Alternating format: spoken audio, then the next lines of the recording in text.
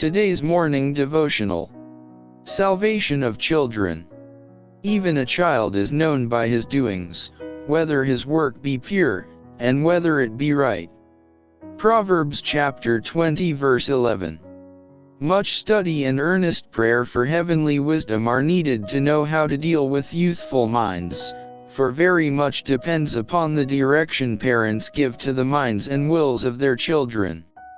To balance their minds in the right direction and at the right time is a most important work, for their eternal destiny may depend on the decisions made at some critical moment.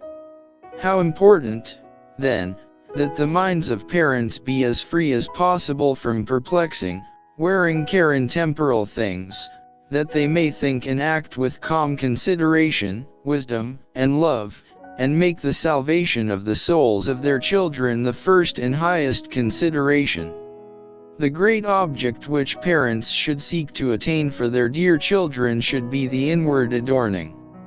Parents cannot afford to allow visitors and strangers to claim their attention, and by robbing them of time, which is life's great capital, make it impossible for them to give their children each day that patient instruction which they must have to give right direction to their developing minds.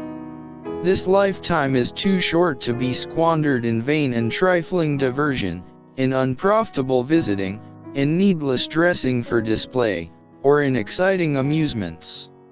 We cannot afford to squander the time given us of God in which to bless others and in which to lay up for ourselves a treasure in heaven.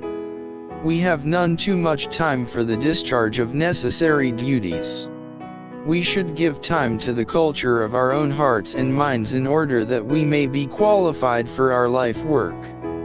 By neglecting these essential duties and conforming to the habits and customs of fashionable, worldly society, we do ourselves and our children a great wrong. It is the duty of mothers to cultivate their minds and keep their hearts pure.